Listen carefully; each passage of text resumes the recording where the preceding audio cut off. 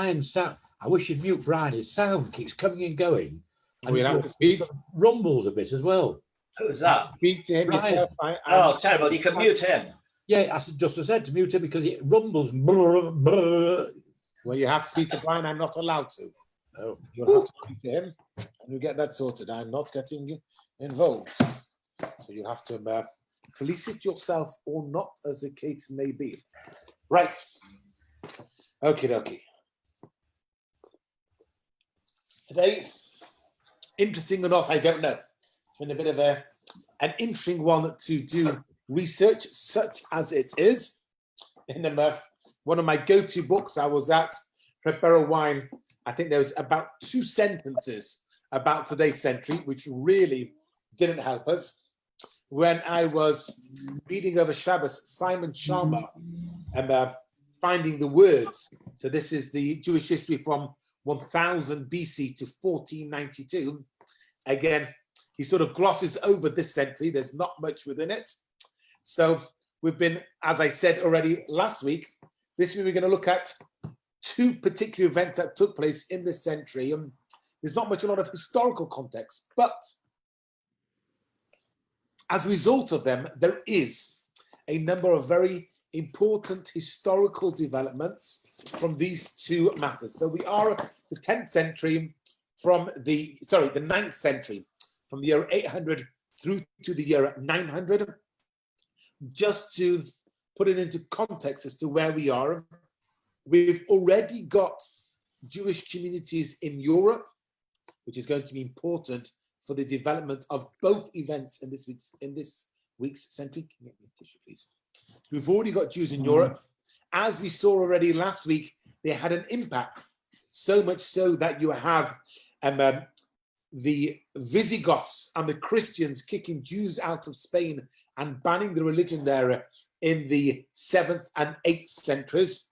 Then, of course, when the Muslims came along, it was permitted at that time. And in fact, the only place that Islam ended up banning Jews was in Arabia. They were the exception to the rule. And it's probably because of personal issues between Muhammad and the Jewish clans there. By the way, if you want a fascinating insight into the relationship and what we call Jewish Arabs and a number of the proselytizing Bedouin Jewish groups that were in the Middle East before and around the time of Muhammad, read within Simon Sharma's book the chapter called Among the Believers. It's a great big chapter. I'm not going to go to all now, and we did Islam last week, but it is fascinating to gain an understanding of how ingrained we were within the society there. We were the dominant force. You know, many of us will know about how a lot of the laws within Islam are very much Jewish because they were the influence. Those are the people that Muhammad was trying to speak with. But because of the Jews within Spain, the Jews within Europe, including we've had in France, which again is going to be important for us because we have at the very end of last week's century, the end of the 8th century, when Charlemagne invites Reb Moshe ben Columba to come from Italy to France to open yeshiva there in Mainz. That will be important for the second aspect that's going to be spoken about in this week's year, which is the development, or not really development, the birth of Yiddish.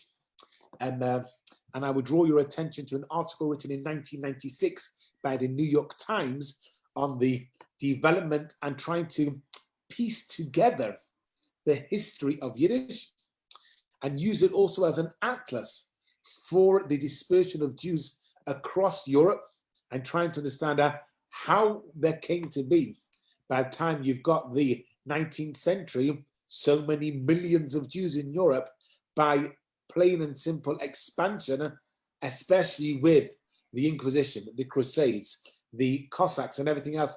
There shouldn't have been that many. And so there's a couple of interesting hypotheses that maybe we will look at the moment. But the century that we are in, the 9th century, sees a continuation of the Gaonim. The Gaonim, remember, of the rabbis whom, after the to borrow a term, the canonization of the Talmud, or the closing of the Talmud in Bavel, in Babylon, by around the year 500 to 530. You've then got for another 50 or so years until the year 5860, Savoy Ro'im, who are the editors of it. And for these dates, we're following the letter written by Rav Sherira Gon, who explains the Putzal Dan. And then we've got the Gaonim. And the Gaonim had academies in Babylon, mainly two, Surah and Pumbedisa. We've looked at them before. And for those of you who are up to date in your Daf Yomi, you would have read yesterday the story which I told you about when we 5 weeks ago, when Rav comes to Europe and is greeted by Shmuel and this great dynasty of Rav and Shmuel. But the Gaonim also, as we learned the other week, spread their influence and extend their influence outwards. We learned last week about the Khazars and how they interacted with Spain. Next week, we'll learn about the final part of the Khazari kingdom and the development of a different language. But this week, there's one important aspect that comes along with a Gaon, the main Gaon at this time, Rav Amram Gaon. Now, Rav Amram Gaon, it depends, was he famous? Was he not famous? Was he a usurper? Did he get in the way of his predecessor, Rav Nachman Naigon? Did he set up in opposition to him? It's open for debate and depends whether you want to follow along some letters, the works of Robert Brodie. If you want a little bit of a very much an academic work, I would recommend the Gaonim of Babylonia by Robert Brodie. It's quite an academic piece of work, but it's very good. And you can always tell when something is an academic piece of work, or my litmus test for something being an academic piece of work is when half of the footnotes you quote yourself in a previous book that you've written. See Brodie here. and then when you've got in brackets another one, when I'm see my contribution, oh, and in brackets, so-and-so in his book ignores these difficulties. So you know you've got some real academic posturing going on. But Amram, the son of Shechna, towards the third quarter of the 9th century, and he's famous for one thing and one thing only. Well, not necessarily one thing only. He's famous for one thing, even though he accomplished others, and that is the writing of a Siddur. Although it's not called a Siddur, it's called a Seder. There is no Yud in it. It's Seder, Samach, Dalad Reish, Seder, Rav Amram Gaon. The word Seder means to write and means to have an order. That's why in Pesach by night we have a Seder. Hakol b'Seder, everything is in order. And he gets asked by the Jews, possibly, definitely of Spain, exactly what city from, we do not know, it's open for debate, to set down the order of davening. Why do they need to set down the order of davening? Let me just make sure I get my right notes, which were done over here. Because up until this time, we have had, I'm going to quote from the Gemara in Shabbos, page 115, so we're going to get to it shortly in the Daf Yomi. Those who write down the blessings, i.e. the brachas, are like people who would burn the Torah. It's quite a strong statement to be said that just writing down the brachas. Used to be that the davening was led by the Torah scholars. They would know the words of weekday, Shabbos, and Yom Tov by heart.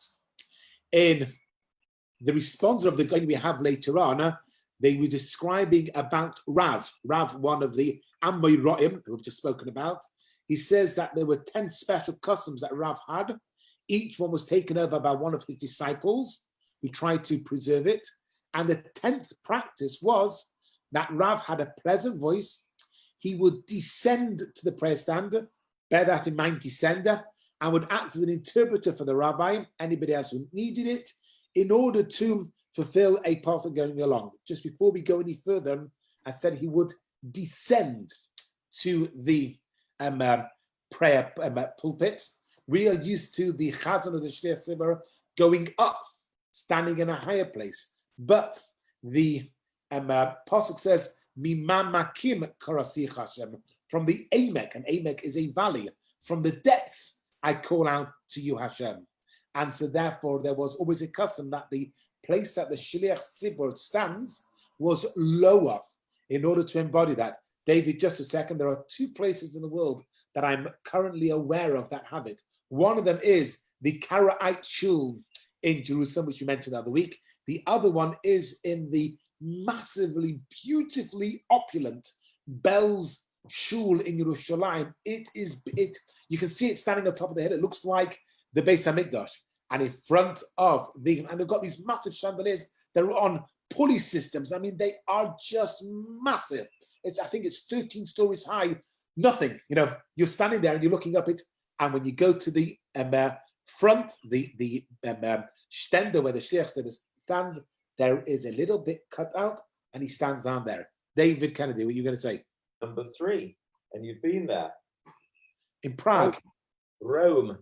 Have you done that in Rome? Or you just Yes, we did. Yeah. Where?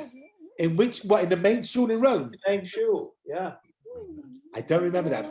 We were so taken aback by the paintings and the beauty, because you look up when you go there. It's so beautiful. Okay. It also had a microphone. It was in the week and it had a microphone, but that's where he stood, right in front of the raised. Well, it's like Wilburn Road, isn't it, boys? Where it's all at the front. Yeah. Yeah. Of course. In front of it. I've never been inside Wilburn Road. Okay. One day. Yeah. Go and have a look. Yeah. So that's about what Rav used to do. But I've already mentioned that if you write them down, you burn it. And the custom, Rav Yehudai Gaon, the custom was to daven orally. We know we daven orally, be off by heart. And Rav Yehudai Gaon was asked, is the Chazan allowed to say Selichot and Karavot, other prayers, from a written text? And he says in Pumbedisa and Surah that on Yom Kippur and a public fast day, all of the Slichas were not done off by heart, but for writing, in order not to make a mistake. But on other days, they were davened off by heart, and that was a custom in both the yeshivot of Surah and Pumbedisa.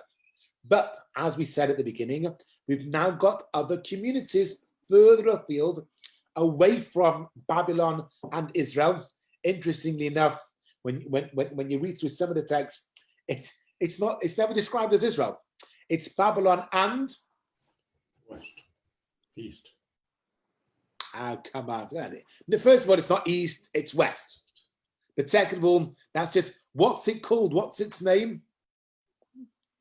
Chaya, speak a bit louder. Palestine. It's Palestine. They're always referring to the Jews within Palestine. Up until 1967, the word Palestine referred to the Jews. Okay, maybe from 1929 and 40 onwards they started, but until 67 when it was totally taken over. But whenever they're referring to the Jews of this era in Israel, they're referring to them as the Jews of Palestine. So they asked Rav Amram Gaon, they asked him to write them down, and he does. The problem is that we don't have a full extant copy of the Seder of Rav Amram Gaon. There were a number of manuscripts, some of them found in the Cairo Geniza. Now, the Cairo Geniza is a fascinating one as to where to go through and to find so much paper. And here you've got an interesting one with the usage of paper for the first time there. Normally, it would be happening on parchment. And then all of a sudden, the Jews found out, hey, we may as well start using paper. And so therefore, they start writing up and they keep them within the Geniza. And he describes it imperfectly, what the Cairo Geniza in the certain shul of one of them, which was in Cairo, the Ibn Ezra synagogue in Fustat, which was in an area of Cairo. They have a Geniza there. It's interesting as to when it was actually discovered, and we don't have it until the First time we have it was actually Solomon Schechter, Romanian-born, Vienna-educated, Cambridge lecturer in Talmudical studies. He goes along and he noticed this is in 1896. So up until 1896, this is not found, and probably the first, one of the earliest ones we have of the Siddur was there, although there were other ones, as we will see. And they write, and within the Geniza, which we'll learn about later on, there is loads, not just stuff that has to be buried, but stuff that doesn't have to be buried as well. And I know I'm totally going off the track over here, but when I read this on Shabbos, I cracked up laughing. That is somebody else. Here you've got a Yiddish mama is writing a letter, and she's writing a letter to her son. She says, "You seem to be unaware that when I get a letter from you, it's a substitute for seeing your face. But don't worry, be cheerful, do your thing, whatever, I'm all right. This is killing me. You don't realize my very life depends on getting news about you. Don't kill me before your time. So if it's all right and you won't send a letter, at least if it's not too much bother, send me your dirty laundry, a stained shirt or two, so that an abandoned mother can summon up her boy's body and have her spirits restored." You know, I gotta tell you, Jewish guilt from a Yiddish mama has never been better encapsulated. But that is as an aside, that's the sort of stuff that was also found in the Cairo Geniza, including various copies of this Seder, because once Rav Amram has written it, then it's going to get copied, and that was the whole point of it, for others to know about it. The problem is when it's copied and copied and copied, you get a lot of variations within it, and we don't know which one is the original one, and so there's a lot of scholarly debate on it, and we don't really use it as a basis of halacha. The first person to actually print it, and he obviously did not find it from the Cairo Geniza because he passed away in 1890, so he wouldn't have been there, was Rev Nachman Natan Cornell from Amsterdam. He moved to Jerusalem and he gets involved in printing ancient manuscripts, and he goes along to Hebron, and there's a library there owned by Rabbi Yehuda Bibas. He finds a manuscript of the Seder and prints it in Warsaw in 1865. The original is now in the British Museum. So here you've got a Jew from Amsterdam, moves to Jerusalem, finds it in Hebron, and gets it printed in Warsaw. So just to say where they go along. And the other one, which some of you should know the name of this printer. This was done in Jerusalem in 1912 by Reb Aryeh Leib Frumkin from Lithuania. Does the name Reb Aryeh Leib Frumkin mean anything to any of you? I may have it wrong, but I believe that it's Chief Rabbi Sachs's grandfather, one of the founders of Petach Tikva. But he also printed an edition of the Seder of Amram Gaon. I like to sorry. Put it on silence. So this Seder that Rav Amram goes along there, in which he writes, it's all of the instructions are in Aramaic, which causes maybe a little bit of problems later on. And I'm just going to read a little bit from the introduction. So he refers to himself, Avram, son of Shoshana, the head of the Mesivta of Masa Mechasya, which was a continuation of the Mesivta of Surah, the Mesivta of Surah, speaking to Rabbi Yitzchak, the son of Rabbi Shimon, Chaviv Yikar, beloved friend, and Benechbad Aleinu, and is desirable to us and all of the yeshiva. Sholem Rav, may the peace of, if you listen to this in Arabic, you won't understand it. May mercy from heaven be on you and on your children and all of the Chachamim, their students, and our brothers from Israel who dwell there. And we received give praises from me, from Rav Semach, the Av Basin of Yerushalayim. Here you've got the Rav in Babylon taking the responsibility to give blessings from the Av Basin to Israel. Min alufim min chachmei yeshiva, from the thousands, from the chieftains and the wise ones of the yeshiva, and he goes all the way through all of this, and may everything come true. You've asked us, and he also there's a paragraph about the money that was sent on for the yeshiva. Some went to him as Zigon, some went to the yeshiva. What are the seder of the brachas that we're supposed to say? So he gives a little bit of an introduction based on the Gemara Bavli and Yerushalmi. He says the seder of davening and brachas of all the year, which we have got from heaven, I have seen fit to set them up to you like the tradition that we have, as have been established by the Tanaim and Amoraim, i.e. his era, and the Amoraim, the rabbis of the times of the Talmud. Quoting from the Gemara in Menachos, that Rabbi Meir said that a person is obligated to say 100 blessings. He doesn't speak about davening. 100 blessings, Baruch Atah Hashem, every single day. He then quotes from the Gemara of Eretz Yisrael, end of tractate Brachos, that Rabbi Meir said, Eilech Adam Yisrael, you do not have a Jew who does not perform 100 mitzvahs a day, i.e. every Jew must perform 100 mitzvahs a day, because the Pasuk, quoting the Pasuk in Devarim, says, Ba'at Yisrael, now, O Jews, Israelites, what is it that Hashem asks from you? And the word what, ma, don't read it ma, instead read it meya, 100. That's what Hashem says, that's what I demand from you, 100 blessings a day. And then they, in the Gemara, go back and they connect it to King David.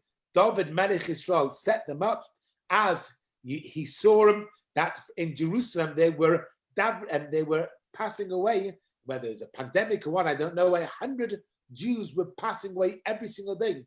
So King David established the concept of saying 100 blessings a day, and unfortunately that got forgotten, it got lost. So the times of the Talmud, they put it together. And as I read earlier on, that was all done off by heart. So even though we've learned in Gemara Brachos a couple of times that the Ovis, Avraham, Yitzchak, and Yaakov established the fact of Shacharis Mincha Mariv. Later on, after the destruction of the temple, they connected that Shacharis Mincha Mariv to the sacrifices, a carbon tomid every single day. But those were already earlier, and I quoted then the commentary that says that actually these were written by the angels, that the text of the Amidah was written by the angels in order to reflect the different events within the lives of the forefathers, and they were the ones who wrote it. So there is an interesting montage, so to speak, of how all of these came into being. And so therefore he's going to go along and he tells us what are the brachas. He quotes his predecessor, Rav Natranai. There is an argument as to whether or not he usurped him. He was definitely authoring books and responder during the time of his predecessor, and he had sent them out to Elisano. Elisano is in some Lucena, Lucena, which was in Spain. Lucena, Lucena. Anybody heard of that place? Chaya has. Where? In Spain. I don't know. Interesting as to whether or not there was an absolute Jewish community there, whether Rav Amram was trying to show the spread of the sphere of his influence. I'm sure David's about to tell us from Google where Lucena is. And this was sent on to others to do every single bracha in its order. So we know the blessings that we make each morning. There's an argument. Do you make them when you put on your shoes? You say, when you put on your belt, you say one, but they say, no, we don't do that. Actually, you just wake up in the morning, you wash your face, your hands, and your feet, and because it says Hochem, prepared to greet your God, and then you go the whole way through all of the blessings that you're supposed to say each way along. The other one, the other place that he quotes here is Aspamia, again in Spain. I'm not sure where it is, but he tells you this is the order of the blessings. He starts to write out the order of all of the blessings that they're meant to be doing day by day. You will notice, I'm not going to go through them all, a number of differences between what you will find in your art scroll, Singer Siddur, the Ashkenazi custom. This is more in line with the minhag of the Sephardim and the minhag of Nusach Ari, whereby we go the whole way through the brachas, and then afterwards you got Birchas HaTorah, and there's an interesting argument, the three Sheloi Osanis, that you've not made me, Sheloi Osani Goy, you've not made me a non-Jew, Sheloi Osani Oved, not made me a slave, Sheloi Osani Isha, that you've not made me a woman. Now, originally, that's not how those three were. And let me just pick it up exactly as to which way you're supposed to be actually saying them. Sheloi Osani Bor. So originally, many would say Sheloi Osani Bor. In Hebrew and in English, it's the same thing. An uncouth person. There would be Isha, woman. There would be Goy, non-Jew, and there would be Bor. He says, whoever says Sheloi Osani Bor has not done the halacha properly. Even though we quote from the Gemara Menachos that that's what Reb Meir said, and he said this is what you're obligated to do, 3 days to say Sheloi Osani Goy, Sheloi Osani Isha, Sheloi Osani Borim, and the Talmud Yerushalmi says the same one. Nevertheless, this we do not do. The reason for each one of them, why not made me a goy? Because, well, the chosen nation, you've got to be. Why not a bor? Because we have the Mishnah in Ethics of the Fathers, ein boyer yerei chet. An uncouth person does not fear sin. Sheloi Osani Isha, because she is not obligated to do all the mitzvahs. She can do them, but she's not obligated. But nevertheless, he goes through that Sheloi, he changes from bor into Eved, into a servant. And there are a couple of other interesting ones that he goes through with also the karbonos, which we often get slipped out. And he then counts up the whole 100. So he says, how do I get to my 100 brachos a day? So you've got Tamnei Asar, he quotes, let's make sure we learn. You've got the 18 brachos in the morning, which we go through the birch. Sorry, Ralph? No, carry on. You said 19 because you thought I was making a mistake in the I thought Amida. you were going to say the Mida, yes. Thought you said, yeah, sorry. Thought. Good, I read his lips. So you've got the Tamid, you've got the 18 in the morning of the blessings that we've just said, plus Birchas HaTorah. Then you've got Baruch She'aman Yishtabach, which is one bracha with beginning and end, but there's two of them there. That gives you 20. Then you've got the 3 of Shema in the morning, 2 beforehand, Yotzem Eires and Beicham Yisrael, and 1 afterwards of Go'al Yisrael. So that is 23. Then you've got 3 times 19 in the Amida. So 3 times 19 plus your 23 equals 70.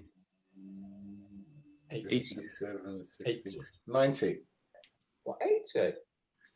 What? Alan says 70, Jonathan says 90, David 7 and says 20 80. is 80. Because David was the businessman, Alan and Jonathan just sold their expertise in law and money to us. David had to account for his That's business. again. I got it right this time. Are you buying or are you selling?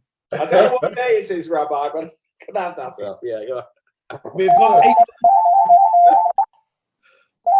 Then you've got each day, when you have somebody's Jonathan account. You've got of your meal, you're going to have 8. Why?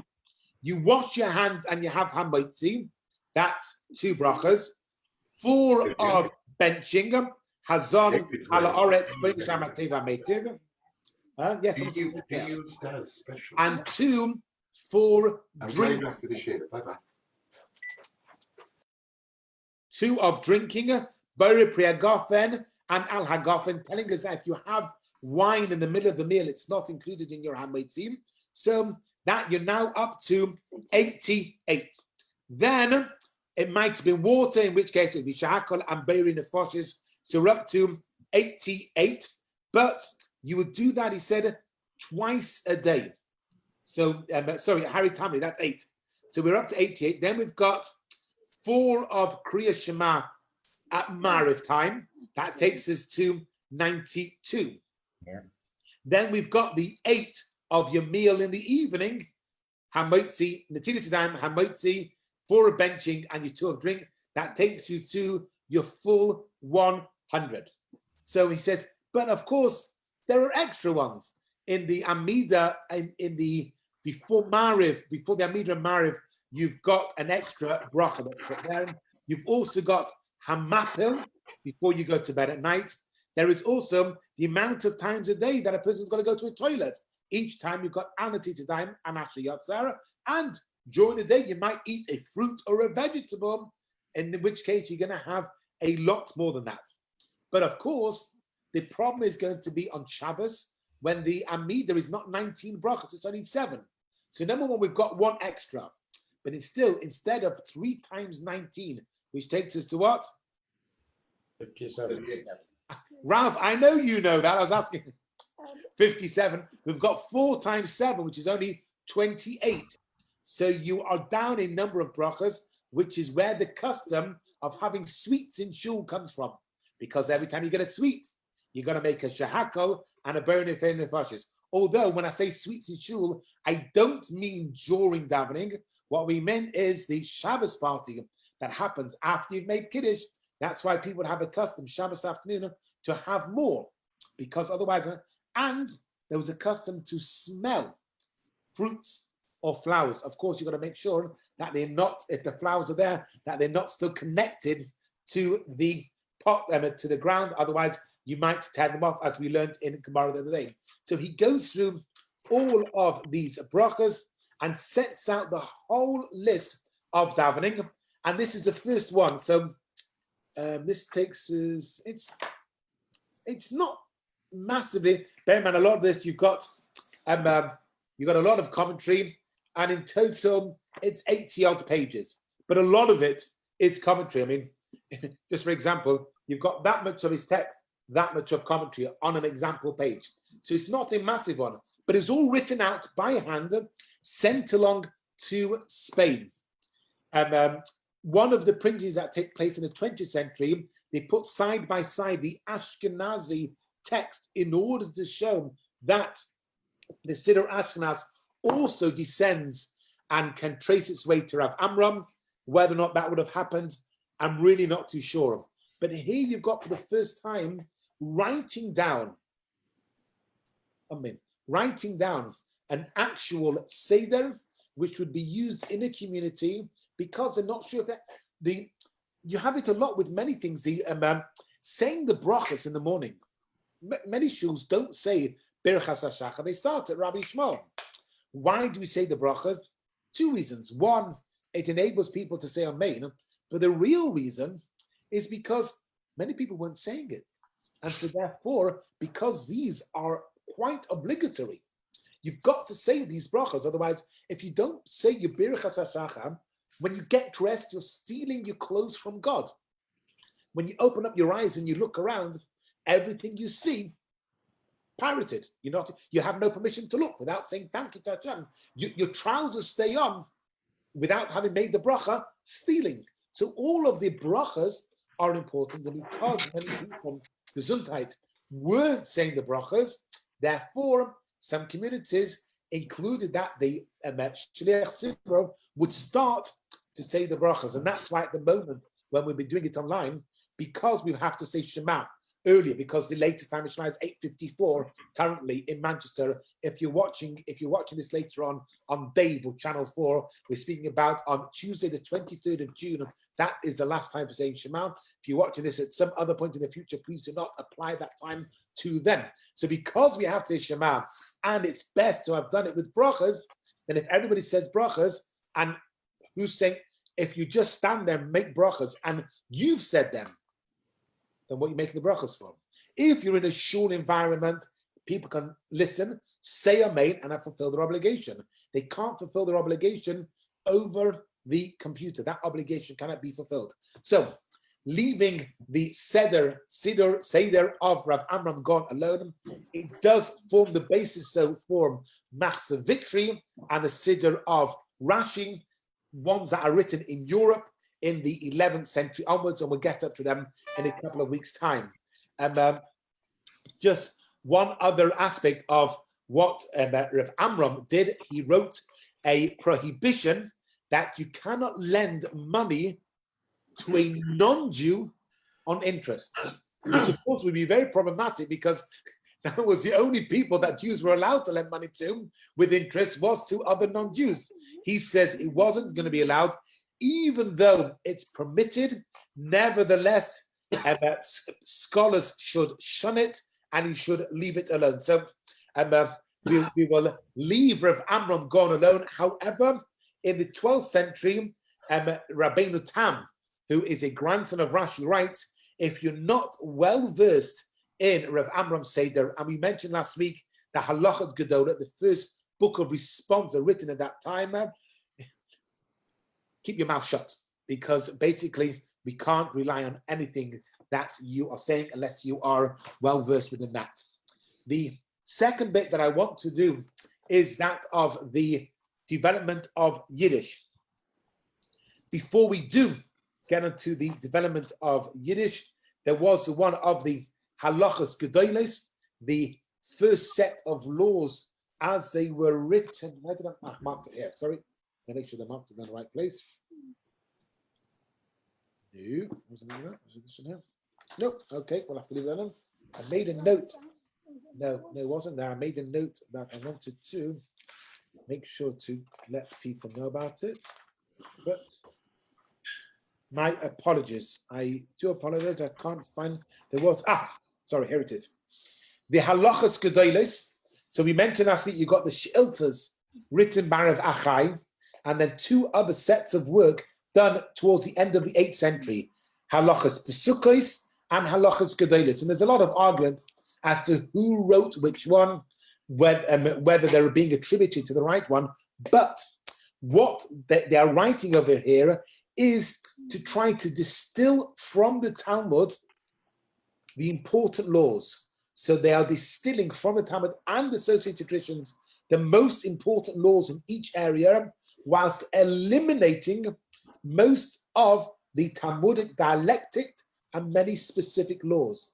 This is precisely what then gets Rambam into trouble by removing a lot of the discussions that are around it within the Gemara. But he also gets into trouble mainly because he was too advanced for his times and he doesn't quote his sources. It's interesting, later on nowadays, you won't find a rabbinic home or a yeshiva which A, does not have multiple copies of the Rambam, but B, you won't find a halachic authority that doesn't use Rambam as one of their bases within halakha. In fact, Shulchan Aruch do the same thing. But the view already from the 8th century onwards is, can we distill it down? Can we get to the nub of the law? And what the halachas gedolos did is it scrapped, or it didn't include any laws that were not relevant for the time. So anything to do with sacrifices, ritual purity were excluded because they weren't relevant. And the laws of vows and a Nazirite were also not included because they had very limited application by that time. And that's one of the differences between Shulchan Aruch and Rambam. Shulchan Aruch does the same thing. He only writes, Rav Yosef Karo, basing himself on the Torah, only writes the laws that are applicable for now, whereas Rambam, in his Yan HaChazakah, does all of them.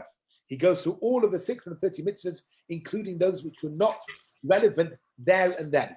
Let's leave the development of the Siddur and Halacha, or moving from responser to actual halachic books being written, to the development of the language of Yiddish. Now, Yiddish evokes emotions. Yiddish evokes for some people negative emotions. Some people say it sounds too much like German. And because you and I live in a post-Holocaust world, we view everything Germanic through the lens of the Holocaust. So therefore, maybe, you know, if we can divorce Yiddish from German, it's a little bit easier. To be honest, Yiddish probably isn't a derivative of German. And according to the article that I quoted from the New York Times in 1996, in fact, both German, as we know it today, and as was spoken in 1930s Germany, and Yiddish are developments of a previous Bavarian language. And they looked at the removal of certain diphthongs and the amount of syllables in certain words, such as street. In Yiddish, it's one syllable, gas, whereas in German, it's Gasse, Gasse. You pronounce the second syllable. Gas being one syllable in Yiddish and in Bavarian. But it's interesting as to how they developed it along. However, according to pretty much everyone, it starts to develop right now in the 850s, you know, so the second half of the 9th century. And if you remember earlier on, I said that in last century, we learned about Rav Moshe ben Kalonymus coming from Italy to France to open yeshiva minds under the invitation from Shalom, whether or not it was him or not is open for interpretation. It might have only happened a century later, in which case it would fit in perfectly with Hiram. According to many, Yiddish is first mentioned and it's first known as La'az. La'az. Now, Rashi, in his commentary, will often quote La'az, which we all in yeshiva days we thought means Old French. And when it's written out, it does look Old French.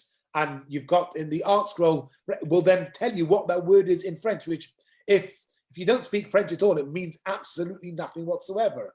But according to some, this is the beginning of Yiddish.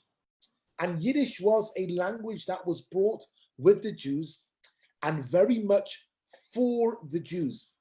Later on in the 11th century, once we've got the start of the Crusades, the Jews went very much inwards, having a language that was very much Jewish orientated, by the Jews, for the Jews, with the exclusion of the non-Jews, was a way of maintaining the community, being able to barter one with the other, and being able to know when to give your customer a good deal. Von unserer, he's one of ours. But it was very much for the Jews. The fact that cultural Yiddish then developed, and we have in the 19th century onwards, you've got in Poland and Russia, the Goyim Eichet haben gerät Yiddish. If you go along to cities in Poland, before the war, before the First World War, if you didn't speak Yiddish, you couldn't get a job. The Goyim spoke Yiddish. That was the language of the street. That is the fourth stage in the development of Yiddish, and we have to ignore that. At the very beginning, now, in the 9th century, up until the 1400s, it's very much a language by the Jews and for the Jews, and it's not meant to be used outside. If you go along to the Jewish cemetery in Warsaw, so when we went on the Poland trip, not the last one, but the one before that, Ralph, I think that was the one that you were on. We started off in the Jewish cemetery in Warsaw, and we went there to, the section is massive. One section is the Yiddishists. Now, I grew up with Yiddish being the domain of the Frummers. I went to a Frum school, but we learned in English. And my father wanted to send me to a Hasidic school for high school. I had to learn Yiddish. In order to learn Yiddish, I went along to the Lubavitch Yeshiva in Manchester, and my teacher started teaching me Yiddish, and it's useful also for learning the Rebbe's talks and the sichos in their original. That's a Eastern Yiddish, a Russian Yiddish. When I went along to school, they were all Polishers. That's more Western, even though when we divide it into two, Poland and Russia are considered east. France and Germany were considered to be west. But they were different. But Yiddish was the domain. It was the real Frumi Lubavitchers. It was the from a little enclave within Broughton Park that spoke Yiddish and Yiddish only, didn't speak English or spoke Yinglish, when every second word maybe had a bit of English thrown in, or if you had a Baltushuva parent, Yinglish meant that you spoke English mit an oya than a z and a zoy. So it was English, but everything had a y shoved onto the end of it, and that made it, how do you say radiator in Yiddish? A radiator. That made it Yiddish. But by and large, it was for the really spitz and the frummers. If you went to Poland in the 1930s, earlier in the 1880s onwards, theatre was done in Yiddish. The whole section of the Yiddishes within the Warsaw Cemetery were those who were decidedly not from. Shalom Aleichem, who's writing about Fiddler on the Roof, or Tevi the Milkman, writes it in Yiddish to have a go at the frummies. Let's though come to our century, when Yiddish is to keep the Jews together. And I want to contrast it for a moment with something that will come up in next week when we get up to the 10th century, when we have Reb Domish ben Lebrat and Reb Menachem ben Saruk. Ian, we sometimes play a game in our house called 20 questions, whereby we've got to think of an individual, and the kids, we all play together. Everyone else has got 20 questions in there, all yes or no, and you've got to be able to, within 20 questions, identify that person, and it can be anyone from the beginning of time. This Shabbos afternoon, I picked up on, who was it? Reb Menachem ben Saruk. What was the final clue that Chaya got to get to Reb Menachem ben Saruk? Wrote them. What did Reb Menachem write? He wrote the first Hebrew dictionary, the Machberet. So we're gonna to get, now that's in the 10th century, 930, and as a whole, he overtakes Domish ben Lebrat. But we're going to leave that alone for next week. But I wanted to compare Yiddish with the language, the other language that was used by the Jews, that of Arabia. Arabia was the language spoken by the Jews in Arabia when they took Arabic and they Judaicized it. Let's not confuse it with Aramaic. Aramaic was a language very ancient, very old, that was used by the people of the Levant, the Mesopotamia, and all of them, and was not Jewish. The fact that it's similar to Hebrew, because it was a Semitic language, all languages derived from ancient Hebrew, and therefore Aramaic was stage one that had derived from it, but it wasn't a Jewish language. It was used by the Jews, but wasn't a Jewish language. What the Jews in 6th, 7th, 8th, 9th century of Arabia or Muslim Middle East were using was a language called Arabia, when you take Arabic and you make it Jewish. And that was done in order to be able to converse with the Arabs and have a connection with them. In Spain, in the next century long day, which we have Domish ben Lebrat, who brought it along from Sajigon, who we'll get to next week, has the other way around, Yahudia. Yahudia is when you take Hebrew and you say from a language that's not just for chanting and liturgy, but for philosophy, poetry, and everything else. That's where you have all of the piyutim, the poems that we use within our davening, were written in Yahudia. Arabia is taking Arabic and Judaizing it. Yahudia is taking Hebrew and Arabizing it. But both of them are trying to do the same thing. They're trying to allow full integration between Jewish and Muslim, or Jewish and Arab cultures and societies to join together. And the Jews, for them, it meant a lot. They were able to be the runners of the government societies within everywhere where the Arabs went. As I said, it's only in Arabia where Jews were kicked out. Everywhere else, they became the counselors, they became the authors of the correspondence. Yiddish was not for that. Yes, Ralph? Was that called Latino? This Arab I think Latino is something else entirely different. Latino develops later on in Spain, and I believe it's quite a bit later. But I'm not yet up to it. Sorry, Ian, just before you, Jonathan had his finger up, and then we'll get to you, Ian. Yes, Ian? Ralph's referring Did I to hear you right when you said that all Middle Eastern languages, all Semitic languages, come from Hebrew?